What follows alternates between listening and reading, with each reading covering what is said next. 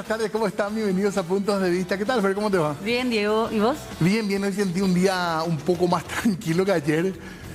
Sí, hubo muchas novedades también, pero comparando con lo que fue la movida de ayer, realmente hoy en día un poco, por lo menos, más tranquilo. Así es. Seguramente le vamos a dar continuidad hoy. Surgieron algunos datos nuevos también en torno a lo que van a ser las elecciones en Ciudad del Este. Se tienen que dar en los próximos meses, las próximas semanas, todos los preparativos también, en medio de un tema de incertidumbre también en torno a con qué movimiento o alianza eventualmente puede presentarse el candidato de Miguel Prieto. Asimismo, Pereira Mujica, y también lo otro, ver qué pasa después con la intervención de Asunción, sí, horas claves también para el futuro del ex intendente o intendente, ¿cómo? Suspendido, Oscar Rodríguez. Así que vamos a ver qué es lo que pasa también con ese caso. Sí, señor, pero hoy queremos hablar nuevamente de protección de datos personales y este proyecto que todavía sigue con sus idas y venidas en el Congreso. Asimismo, y preguntar un poco, ver cómo está avanzando, qué modificaciones sufrió, porque sí, ya fue también modificado en el legislativo. Así es, tuvo su paso. De hecho, este mes se esperaba que sea sancionado, que sea tratado. Quizás un poco el ambiente político ha hecho que otras sean las prioridades en una de las cámaras, porque este proyecto había tenido ya media sanción en la Cámara de Diputados, después se aprobó en senadores también, le introdujeron algunas modificaciones y había vuelto a la Cámara Baja una vez más. Así mismo, así que volveremos a hablar de este proyecto que es muy importante y vamos a tratar de entender por qué es importante para todos además. Por eso nos acompaña ya el abogado experto en el sector financiero y protección de datos, Estefan Bisocolán. ¿Cómo le va? Gracias por venir. Buenas noches, gracias por la invitación, un placer estar con ustedes. Gracias, doctor. Queríamos empezar un poco por la parte pedagógica primera, digamos. ¿Por qué es importante tener una ley de este tipo hoy en día? Bueno, es amplia la respuesta, pero para darle unos datos, Paraguay y Bolivia son los únicos países que hoy en día no cuentan con una ley general de protección de datos. Es importante que toda nación tenga este tipo de leyes por varias cuestiones. En primer lugar, porque son transversales a todas las industrias, a todos los sectores.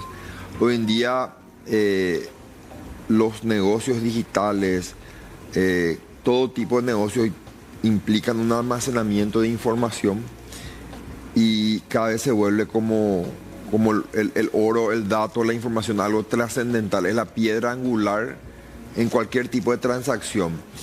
Es importante proteger los datos personales, es importante cuidar la privacidad de las personas, pero yo también soy del parecer que siempre tenemos que buscar un equilibrio y evitar ser un país con una regulación exageradamente restrictiva. Porque en ciertos países, por sobre todo, les doy ejemplos, en Europa la regulación es muy restrictiva y eso en algunos casos ahuyenta inversión extranjera, específicamente de aquellas empresas que invierten en negocios digitales, en las fintech digitales, en negocios financieros digitales, porque a mayor restricción, mayor complejidad para obtener información, mayores costos y bueno, los inversores rehuyen a hacer inversiones en países altamente restrictivos. También no les gusta hacer inversiones en países que no tienen ningún tipo de regulación. Yo tengo que buscar un poco el equilibrio y yo creo que Paraguay debería apuntar eso. Bueno, nos había hablado antes, doctor, que había como modelos justamente, ¿verdad? Sí, sí. Más laxos, más duros con respecto a esto. Hay tres modelos regulatorios, digamos, a nivel global y regional. Un modelo centralizado, uno híbrido. Paraguay arrancó sin un modelo definido, ¿verdad? Es como que obtuvo ciertas características, un modelo centralizado, otros de un modelo híbrido. Es como que combinó un poco, no digo que estoy en contra al 100% de eso, pero la ley está, la ley va a salir, vamos a tener que, digamos, evangelizarla a toda la ciudadanía, a todos los sectores, vamos a tener que acostumbrarnos a esta ley y va a generar, a mi criterio, un gran cambio en la forma de comportarnos a nivel empresarial, a nivel prensa. Una cosita nomás, porque yo entiendo el tema importancia para las empresas financieras o tecnológicas, pero para el ciudadano común de a pie, ¿esta ley es importante también o es una ley que no le debería importar mayormente? Es muy importante porque, reconoce muchos derechos que el titular del dato, que somos nosotros las personas, no conocíamos que teníamos ciertos derechos. establece ciertas restricciones para el tratamiento del dato.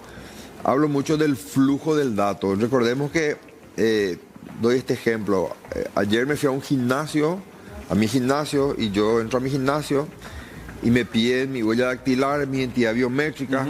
Hoy en día inclusive ya adoptaron alguna firma en pantalla.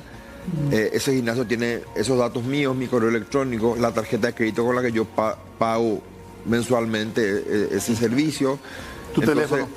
Mi teléfono. Y bueno, tenemos que saber que ese tipo de información que estamos aportando debe ser custodiada de la mejor forma.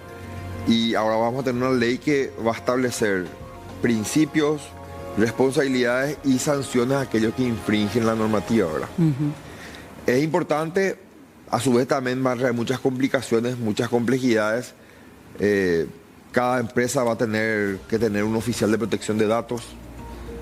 Este canal es una empresa al fin y al cabo. Sí. Ustedes van a tener un oficial de protección de datos que probablemente en algunas reuniones técnicas de trabajo van a decir: che, Diego, mira, ese tema que manejaron de tal forma, ojo que eso podría interpretarse la ley, como una ley. Manejemos de esta forma, tengamos en esto, consigamos la autorización de la persona porque estamos hablando de un dato sensible, la persona no consintió, que es un dato sensible, que es un dato biométrico, que es un dato personal. O sea, vamos a comenzar a aprender todos, ¿verdad? Algo complejo que se viene, pero ya está. Claro. ¿Va a haber algún tipo de restricción a empresas, y de qué tipo van a ser esas restricciones en torno a los datos personales?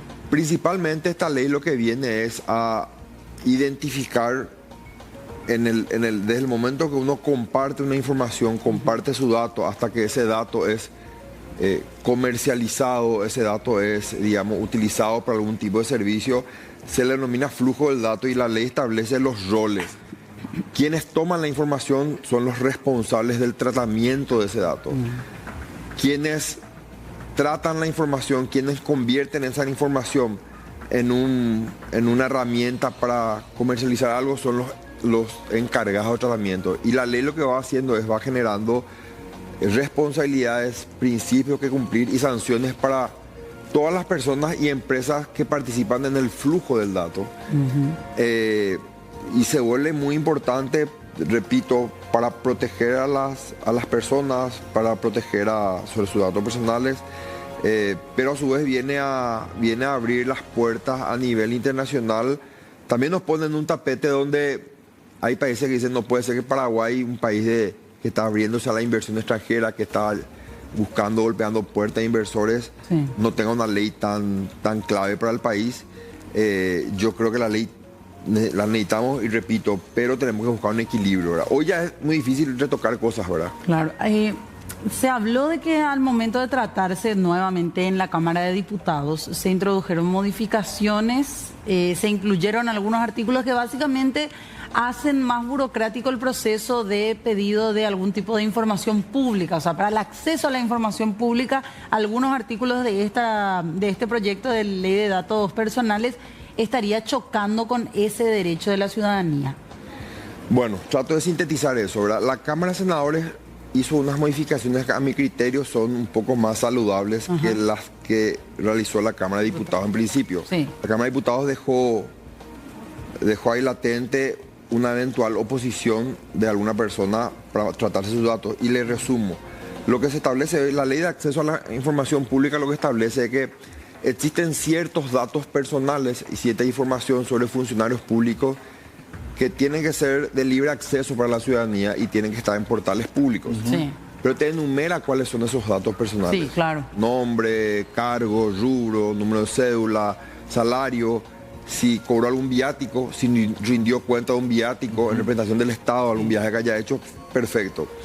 Lo que va a pasar a partir de ahora es que cuando un tercero, algún ciudadano pide información a un ente público sobre determinado funcionario público, si el ente interpreta que lo que estás pidiendo no es una información de carácter público, sino podría ser un dato personal que atente a la privacidad de esa persona, lo que tiene que hacer este ente público es correrle traslado a la persona y decirle: mira, están viendo esto. Diego Marini está pidiendo esta información sobre vos, pidió 10 informaciones sobre vos. A nuestro criterio, 7 son informaciones de fuentes públicas, pero estas 3 son datos privados tuyos podemos compartir nuestra información y ahí lo que tiene ese titular del dato la opción es decir, yo me opongo a lo que pide Diego Marini.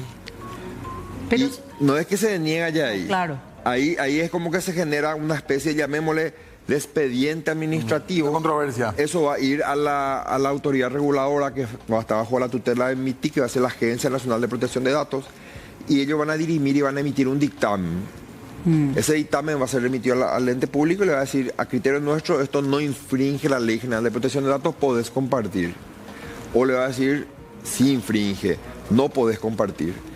Ahí queda al arbitrio de esa Porque ese entidad. es un poco el temor que no atende contra la transparencia esta norma, que también ha sido un logro, digamos.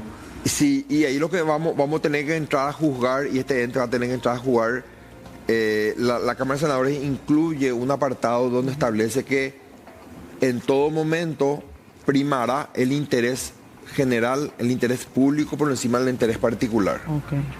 Ahora, quiero dar un ejemplo.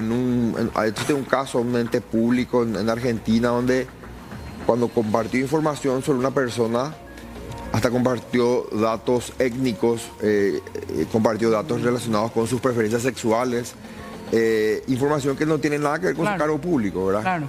Entonces, compartió información inclusive de bienes que tenía, pero que en realidad eran de familiares de él. Eso interpretó la autoridad reguladora que no tiene nada que ver con su cargo. Entonces, en ese caso, multó al ente por haber compartido. ¿Y nuestra norma se parece a la argentina o es más bien parecida a la europea, como estabas diciendo? Es más parecida a la europea, es más parecida a la europea, es bastante más restrictiva. Fueron, yo le llamo tijereándole, ¿verdad? Los parlamentarios, ¿verdad? Algunos en su desconocimiento modificaron cuestiones que a mi criterio son claves. ¿Cómo qué? Y por ejemplo, el de establecer, establecer el tema de la autoridad reguladora, ¿verdad? Hoy en día la autoridad reguladora va a ser una dependencia, una dirección que va a estar bajo el paraguas del MITIC. Existen criterios internacionales de que lo ideal sería que esa autoridad reguladora sea 100% independiente, autónoma. Podría llegar a pasar el día de mañana que se interprete, por eso es importante la reglamentación que salga, que se interprete que eventualmente el MITIC pueda ser juez y parte en una situación específica. Porque si existe alguna filtración de datos dentro del ejemplo del MITIC y otra vez un director del MITIC el que tiene que juzgar si hubo o no la filtración de datos, bueno, ahí podríamos chocar con una cuestión de conflicto de intereses, pero va a depender mucho de cómo se reglamente también la ley, ¿verdad? Entonces, ese era un punto que a mi criterio tendría que haberse tratado de otra forma. Obviamente también en el Congreso el argumento es crear nuevamente una dependencia del Estado independiente con estructura, con costos. Ese fue el argumento mucho parlamentario. Porque es una institución que se crea, digamos. Claro, entonces tiene sus pros y sus contras, ¿verdad? Pero, repito, esto es un tema... Pero es necesario, eso nadie discute, ¿verdad? De que es necesario tener esta ley. Es necesaria tener esta ley, es importante tener esta ley, va a comenzar a transparentar varias cuestiones. No va a ser, a mi criterio, el mejor proyecto de ley que podamos haber tenido, pero peor es no tenerla. Y es cuestión de ir trabajándola, ir adecuándola y evangelizándola, yo digo, a la realidad paraguaya, porque el peor error que podemos hacer es tratar de copiar y replicar un modelo internacional de primer mundo y traerlo a replicar a nuestra realidad, ¿verdad? Entonces, es una cuestión de que... Y va a también traer mucha tranquilidad para aquellas personas que tienen cierto temor con respecto al tema del manejo de sus datos personales, ¿verdad? Volviendo al tema de información pública específicamente, que quizás hoy es lo que más se cuestiona, porque dentro de todo lo demás uno celebra tener este tipo de iniciativas y esperamos ya hace tiempo que salgan, ¿verdad? Pero en el caso de la información pública, ¿es jurídica o legalmente imposible determinar, por ejemplo, en esta ley, qué es información pública y qué no? O sea, sí o sí es necesario hacer que el dueño de los datos, por así decir, se acepte o niegue o deniegue la posibilidad de que accedan a esos datos. Lo que dice esta ley básicamente es lo siguiente: el titular del dato tendrá el derecho de oponerse a que se comparta información suya que él considere que atenta contra principios y normas establecidas en esta ley, dice la ley. O sea, esta ley establece ciertos principios. Sí. Y si el titular del dato, te voy a dar un ejemplo, me pongo yo de ejemplo, yo soy funcionario público y ustedes piden una información y dicen, y ustedes están compartiendo una información diciendo que yo tengo un salario de 45 millones al mes. En realidad yo estoy cobrando 30 millones al mes. Entonces yo tengo el derecho, eso atenta contra un principio que está en la ley, y yo podría exigir la rectificación y o modificación de esa información. Entonces yo me opongo a ese dato que están compartiendo, ¿verdad? Que es erróneo. Eso es una cuestión. Y después también podrían eventualmente yo considerar que atentan contra mi privacidad, están compartiendo información que no tiene nada que ver con mi rol en el sector público. Va a seguir trayendo controversia eso. Yo creo que me atrevo a decir que la reglamentación va a venir a zanjar muchas cuestiones grises que traen justamente este artículo, el artículo 23, que tiene que ver con el acceso a la información pública. Pero es lo que hay, ¿verdad? Vamos a tener que comenzar a... Y saliendo más del tema público, para la cuestión privada, esto va a evitar que se usen mis datos a discreción, por ejemplo, que ha sido un temor que se instaló a partir de ciertas filtraciones que se dieron en los últimos días, por ejemplo. Obvio que establece ciertos principios y ciertas garantías que buscan proteger tus datos, buscan proteger el tratamiento de tus datos, y existe un principio, el principio de finalidad. Cuando vos vas a compartir un dato tuyo a cualquier lugar, vos tenés que establecer los alcances de la finalidad. Es decir, yo te autorizo a que trates mis datos hasta o para este fin. Si me pedís mis datos... para entrar al gimnasio, pero no para que... Claro, pero no puede el gimnasio vender tu dato para que el día de mañana te ofrezcan un crédito. Y esta ley garantiza mayor seguridad. Garantiza eso, mayor seguridad, garantiza mayor seguridad. Y aquí un tema muy importante que tocaste, Diego. Yo siempre soy un férreo defensor del hecho. Yo digo, al menos en el mercado financiero, cuando más información existe sobre nuestra persona en el sector financiero, tenemos más acceso a créditos, tenemos más acceso a productos financieros. Recordemos que cualquier entidad financiera, cualquier empresa de crédito, cuando nos analizan a nosotros, piden información en buros de crédito, en bases de datos. Si no hay información nuestra, el riesgo se eleva. A menor información, mayor riesgo. A mayor riesgo, menores posibilidades de acceder a productos crediticios. Entonces es importante que exista información. Ahora, también es importante a quién le comparto mi información. Y repito, yo estoy más intranquilo cuando comparto mi información en una confitería. El otro día me fui a una confitería. Usted entra en una confitería y está el menú en un QR.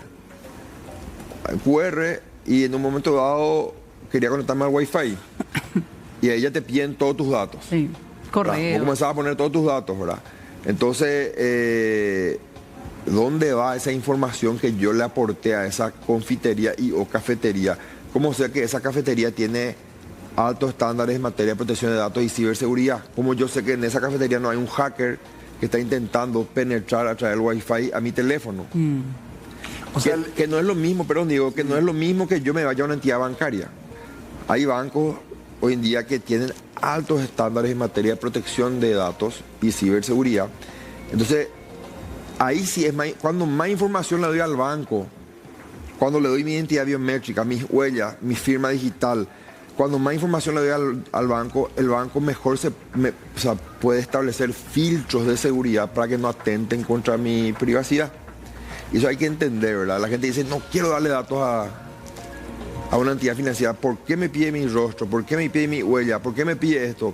Y recordemos, gente, que esa información para la entidad financiera es clave para establecer las barreras contra los hackers, contra los ciberataques. Entonces, es mejor otorgar esa información a que no exista información. Pero, perdón, ellos tienen que garantizar también que no van a ser vulnerados, ¿verdad? Claro, y la ley establece eso. La ley le establece responsabilidades a estas entidades financieras. Yo como cliente de los bancos salgan mis datos de ahí, digamos. Claro, obviamente también por una cuestión de secreto bancario y también por una cuestión de no violar la ley de protección de datos. Es muy técnica la ley, ¿verdad? Y es larga, o sea que la reglamentación también va a ser de 60 artículos, es súper técnica. Y yo cuento una anécdota que yo hace 2 años me citaron a la primera reunión con este primer proyecto de ley que tuvo 8 o 9 modificaciones.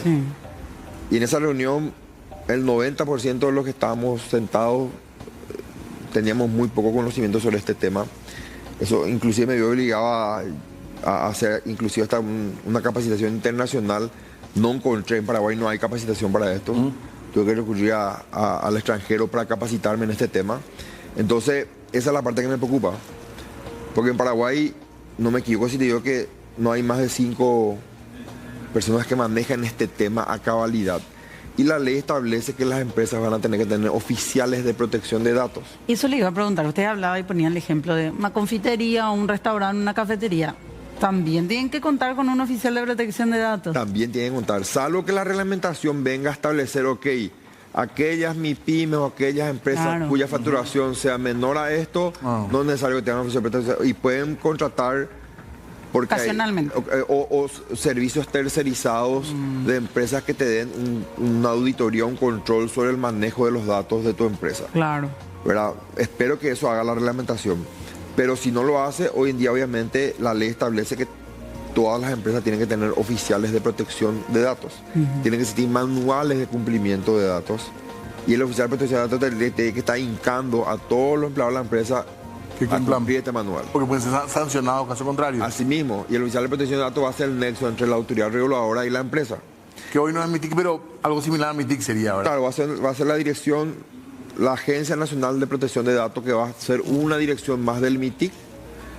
Dice la ley que va a ser autónoma e independiente, jerárquicamente, e inclusive creo que presupuestariamente ahí hay una duda al respecto. Pero la designación de la autoridad competente, ¿quién la va a hacer? ¿El Ejecutivo? La va a hacer el Ejecutivo. No va a ser el ministro del MITIC. No, va a ser el Ejecutivo y va a ser a través de una propuesta de una terna remitida probablemente del MITIC.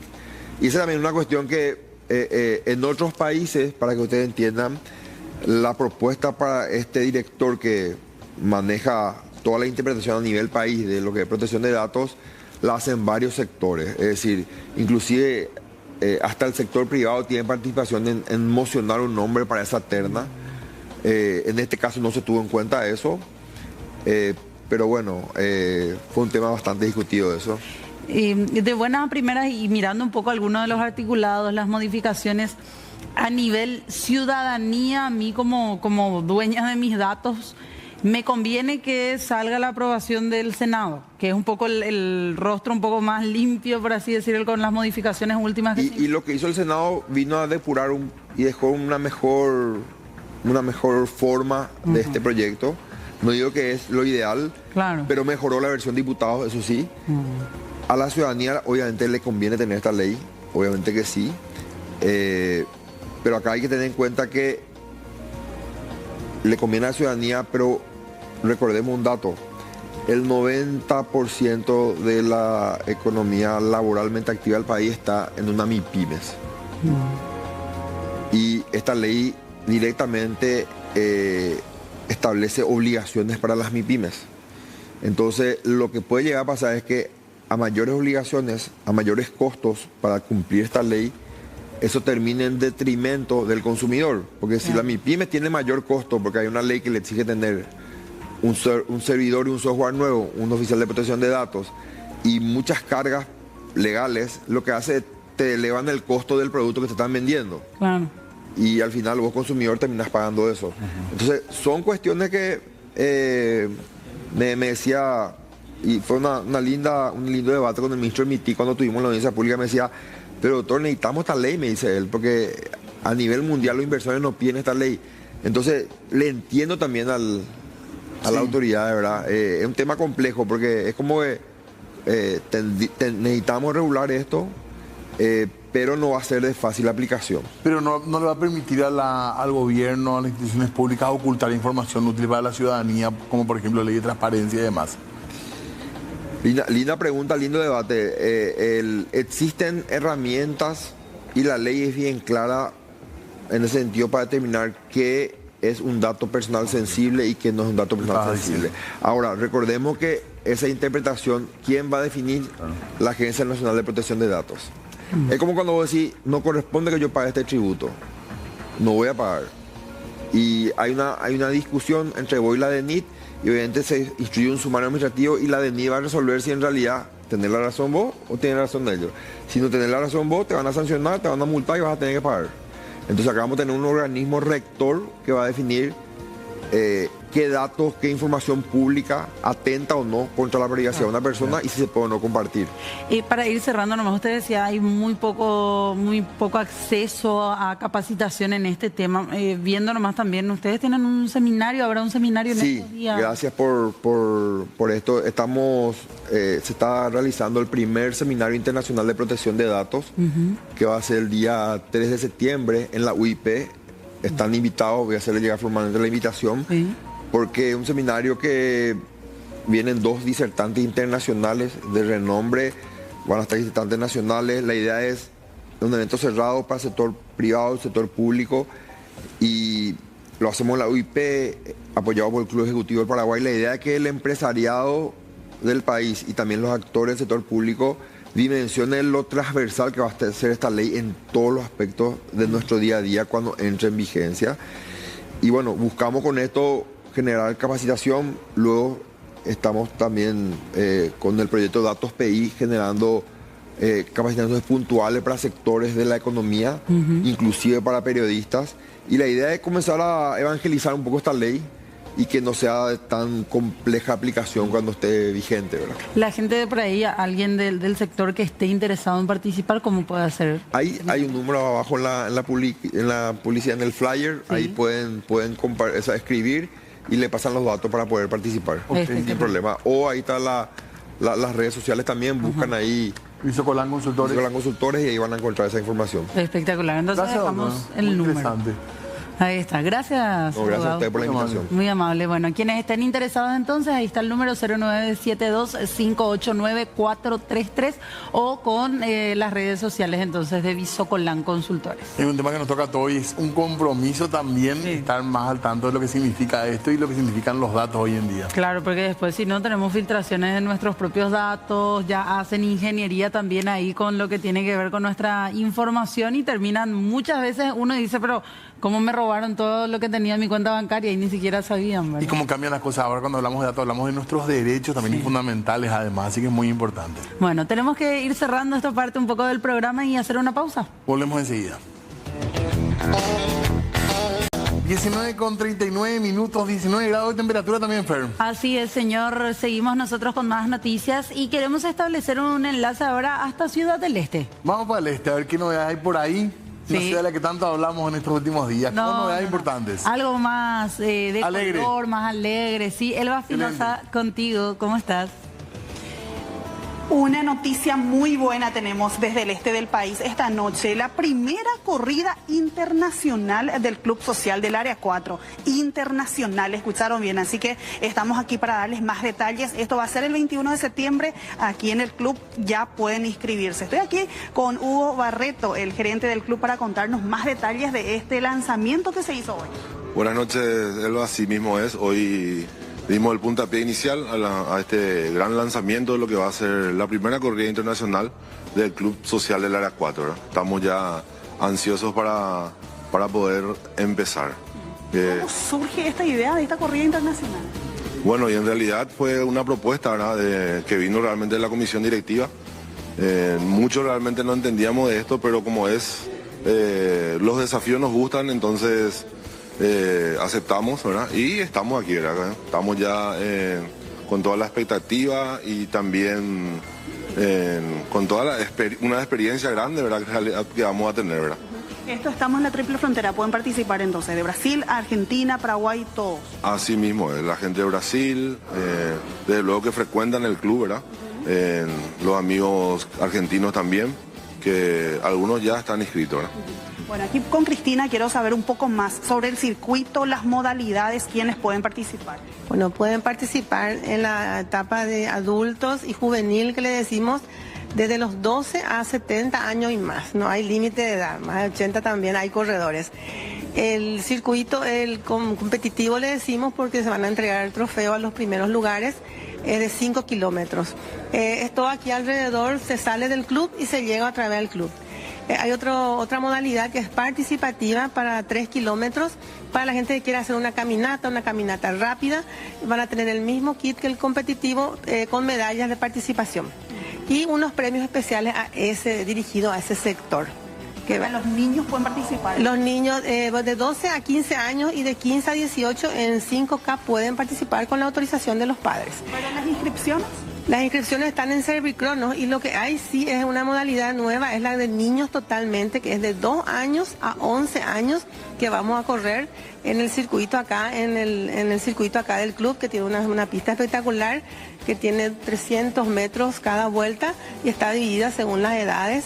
Y va a haber, esa es también competitiva porque ellos van a tener trofeos, medallas, premios, todo para los niños el 21 de septiembre, que es el Día de la Juventud, también vamos a celebrar acá. También. Los atuendos totalmente ya previstos. Los atuendos previstos, esta empresa UX, una belleza, si pueden fijarse, tiene el diseño del puente de la amistad y hay que destacar la calidad de la remera, que es una remera especializada como para correr, para que el corredor cuando sude no le pese la remera. Entonces la calidad de la tela, que es la tela dry, microperforada, permite que el sudor circule. Es una tela especial para los corredores y para los niños ni qué decir, porque ellos lo que transpiran bastante. Entonces, están todos invitados porque saben que lo recaudado con estas inscripciones, ¿dónde van? Asimismo, lo recaudado va a ir para la ANSAP, que es una asociación que está apoyando a los niños con cáncer, ¿verdad? Eso es lo más importante, así que inscribirse, todos están invitados, ya están abiertas las inscripciones a partir del lanzamiento, el 21 de septiembre es la fecha feliz del Club Social del Área 4, de todos sus socios y de los que quieran participar. Bueno, gracias Elba por este contacto espectacular. Entonces ahí está ya el dato completito. Área 4 de Ciudad del Este, ahí hay que anotarse, ya saben, entonces Fer. Así 1 de es. septiembre, buena fecha. Sí, para iniciar así la primavera, ¿verdad? Y a visitar a los amigos del Este también un poquitito, ¿verdad? Sí, exactamente. Bueno, gracias a Pueden Elba. entrenar ahí por el Parque de la República, van entrenando. Sí, ahí Sale el Yacaré, ahí está pesadito el tránsito. hacer todo el circuito, digo, es larguito. Larguito. Bueno, pero vale la pena. Está ahí la invitación hecha entonces. 43 de las 19 hay que hacer pausa. Sí, señor. Muy bien, seguimos en puntos de vista, varios temas todavía en nuestra agenda en el tiempo que nos queda. Así es, señor. Tenemos que hablar de este acuerdo firmado entre nuestro país y los Estados Unidos hace unas semanas. Asimismo, que no es en sí un tratado, de hecho no ha tenido ese tratamiento, sino que por de pronto es un acuerdo hasta ahí. Sí, un acuerdo de entendimiento de Sí. tercer país seguro, así se llama. Que ya está generando polémica también en lo político. Claro, porque uno se pregunta, ¿cuál va a ser el beneficio para el Paraguay de este acuerdo con los Estados Unidos? Otro punto que decían, pero ¿cuáles van a ser los principios que se van a tener en cuenta para aceptar a personas como asilados políticos o refugiados en nuestro país si es que el gobierno de los Estados Unidos los rechaza? Asimismo, esta posibilidad tiene que ver con gente que haya pedido refugio en Estados Unidos. Sí. Se les va a ofrecer como una chance de venir al Paraguay en algunos casos. Exactamente, algo que ha generado también críticas porque dicen, ¿pero qué somos ahora? ¿El patio trasero del gobierno de Así Estados mismo. Unidos? Dice el canciller Rubén Ramírez Lescano, a quien vamos a escuchar a continuación, que este acuerdo de entendimiento no implica una migración masiva ni que van a llegarnos a tutiplé, como se dicen los asilados o refugiados del gobierno de Estados Unidos o que el gobierno estadounidense no quiera tener en su país. Tampoco obliga al Paraguay a aceptar a nadie. Exactamente, sino que se va a tener en cuenta lo que diga el Consejo Nacional de Refugiados. Trata de una migración masiva, no van a invadir nuestro país personas de una manera desordenada o de ninguna forma. Entonces, no se trata de personas que tengan antecedentes penales o civiles, no se trata de un mecanismo de espera hasta la resolución del otorgamiento del carácter de asilo o refugio y por lo tanto tenemos que ser claros de que se trata de un instrumento de consultas pertinente entre el gobierno de la República del Paraguay y los Estados Unidos de América.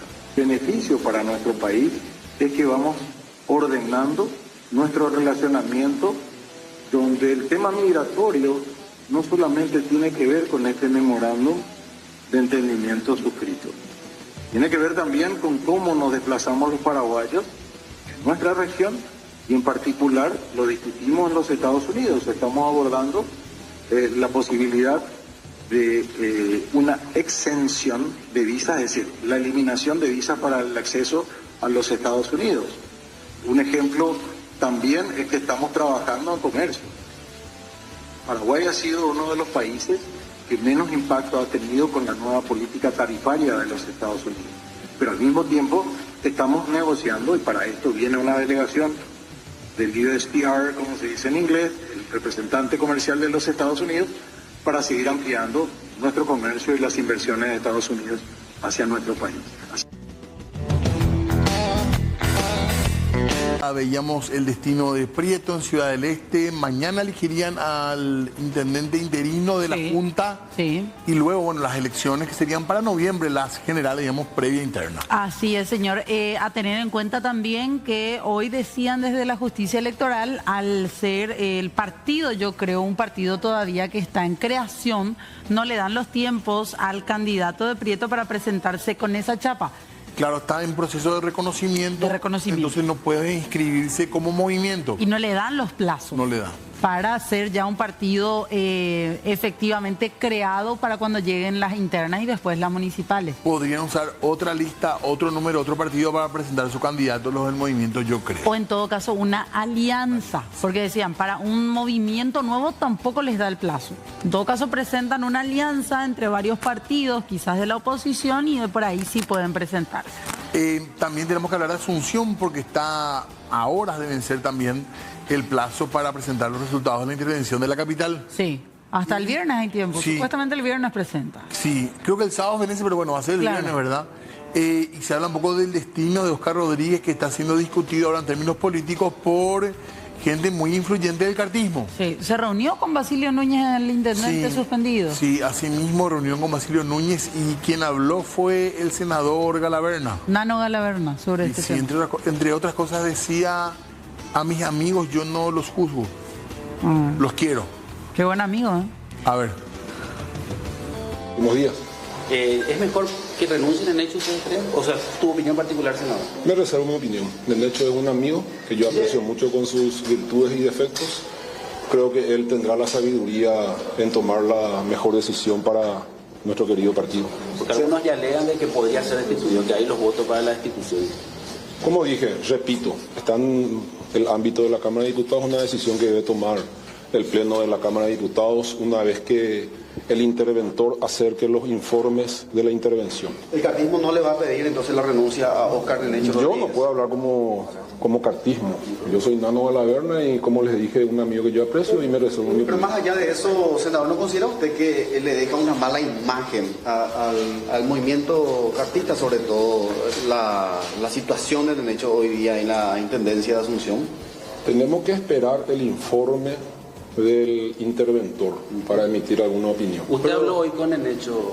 Le saludé, siempre estoy en contacto con él. Pero vino acá a reunirse con ustedes, senador. Vino, creo, a saludar a su señor. Pero la opinión de la gente, senador, ¿no leen ustedes que hay un hartazgo de la gente de la administración de Nenecho? Hartazgo de un sector, de seguro, así como hay un hartazgo sobre lo que fue la administración del mafioso Prieto, ¿verdad? Ahora de que ustedes, un cierto sector de medios de comunicación, quiera presentarle a Prieto como el Santo Inmaculado y a Nenecho como del CEBU, es cosa de ustedes. ¿Usted defiende la gestión de Nenecho? No, yo no defiendo. Como digo, yo a mis amigos no me limito a juzgarlos. A mis amigos los limito a quererlos y a apreciarlos. La ciudadanía va a ver ahora, va a ser el soberano que decida si la gestión de Nenecho fue buena, regular o mala en las próximas elecciones. ¿Y usted cómo cree? Me reservo mi opinión.